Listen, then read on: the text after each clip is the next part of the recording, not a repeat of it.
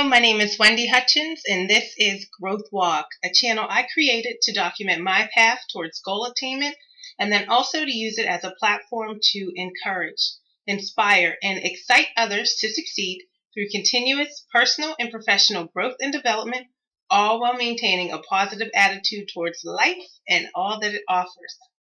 So guys, in today's video, I am going to talk to you about my decision to become abstinent, and that is abstaining from sex pretty much until I get married.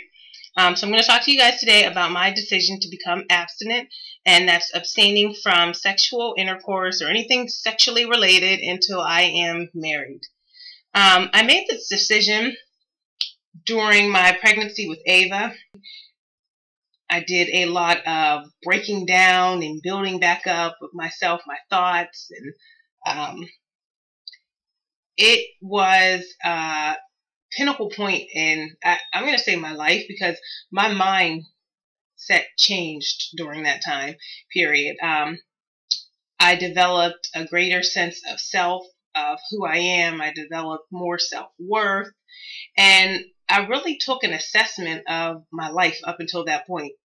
I took an assessment of my past relationships that I had been in, and there were a total of 3 adult relationships that I had been in, and none of them worked out because I am single to this day, and I could easily go on and say that those relationships didn't work out because of what the person did who I was involved in a relationship with, because of what they did or what they didn't do, or they lacked this, or they didn't have these qualities, or this, that, and the other. But y'all, that would be a lie. I'm telling you, whatever the issue may have been between us within those relationships, it could have easily been avoided. Those relationships could have been avoided, or they couldn't have went on as long as they did if I had a better sense of who I was. If I knew who I was, if I knew what my values were, if I had more love for myself, more confidence, I wasn't insecure, if I wasn't jealous, those relationships probably would have ended a lot sooner than they did. And the reason why I say this is because during that time, during my pregnancy, I realized that there were a lot of shortcomings within myself that I need to take charge of, that I needed to get a hold of, because if I wanted to prevent situations like that happened to me in the past, if I wanted to prevent those from happening again, I needed to take control of my life. I needed to figure out what mistakes I kept making over and over again, get to the root of the cause. Why was I making these issues? So one of the exercises that I did, I think I learned it from a video or something that I had seen. Sorry, that's real hot right here. I got this light on my face and it is killing me. But one of the videos that I had watched, it said, like, take account of your last relationship. So what I did was I wrote down my 3 past relationships that I had, the people's names and everything, and then I wrote down what similarities they all had in common. I wrote down what similarities I had within all those relationships. Like, I noticed that I was insecure in all those relationships. I noticed that I lacked confidence within those relationships. I noticed that I didn't have any goals. I didn't have any direction.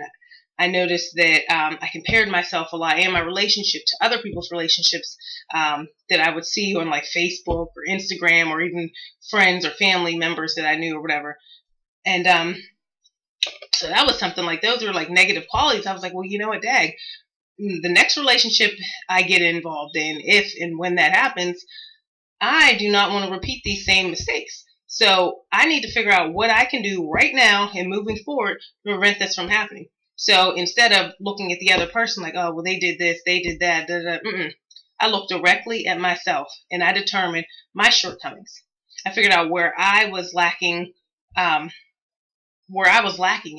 and I went to go and fix those issues. So for one, I realized within all those relationships, I lacked confidence.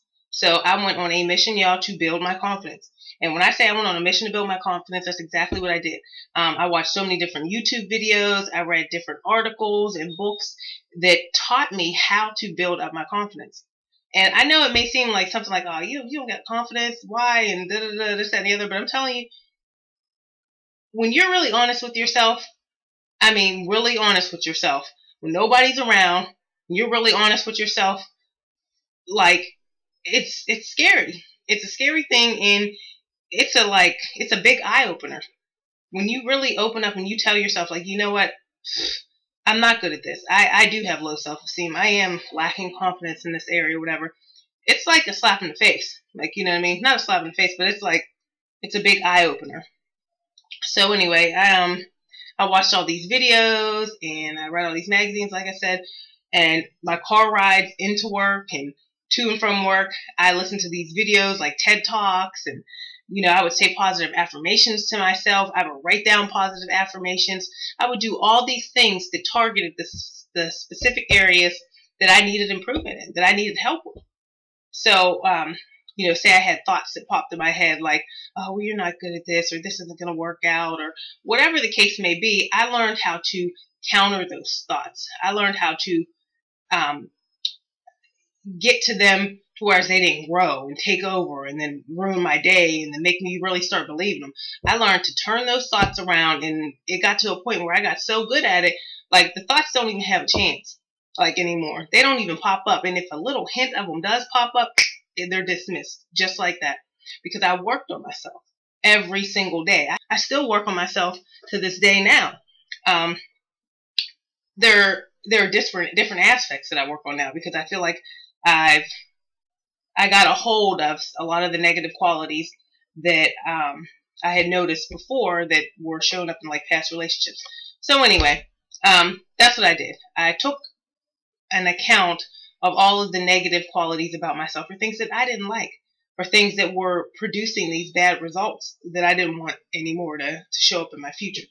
And then another big thing about my decision to become abstinent is because I have a daughter. I have 2 daughters now, 2 different men, 2 different relationships.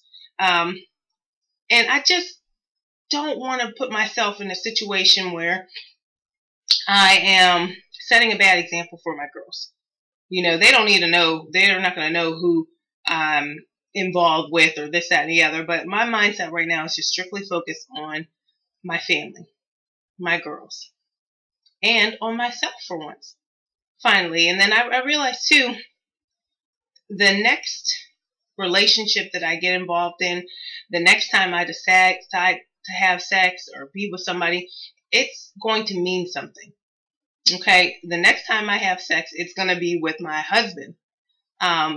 So until that day happens, I'm just going to work on myself, building myself up, filling my cup up until it's overflowing, as Oprah says. Another big reason why I decided to remain abstinent from sex is because of a video that I watched that talked about soul ties. And I think it was a video by R.C. Blakes. He's a reverend that posts different YouTube videos about different things or whatever. But so once I watched his video, then I pulled up so many other videos on the topic of soul ties, and I read different articles. I think even T.D. Jakes has some videos out there on YouTube about soul ties. But let me read this to y'all. It says, whether you're a religious person or not, soul ties is a theory that can be explained and understood by anyone. It's the idea that certain actions can connect you to a person and cause you to bond in a way that is not easily broken. Typically, soul ties are said to come from sex. It's the physical act of giving yourself to another person that makes you vulnerable to such a connection.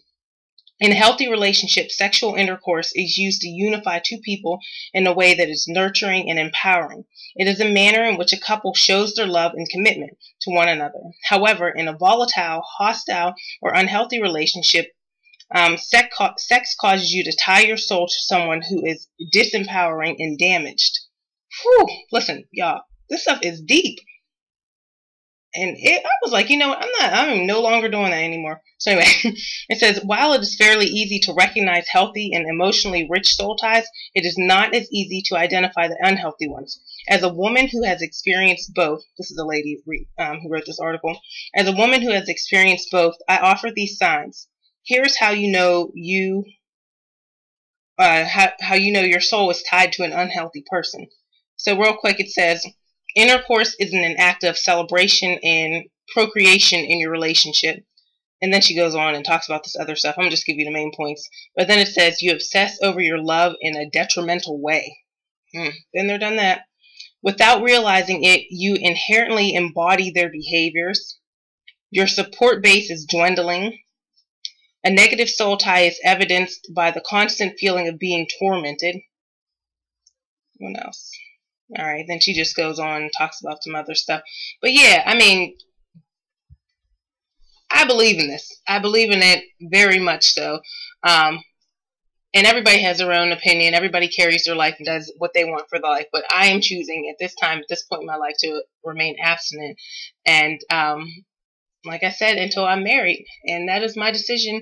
And that is why I chose to remain abstinent. So yeah, if you guys have any questions or comments, or if you want to find out more about, soul ties, or, my abstinence walk, or, if you're actually being abstinent in your life or whatever, leave me a comment down below. We can discuss it. And yeah, so that is why I am abstaining from sex. And Bree is just walking around in my video. All right, y'all.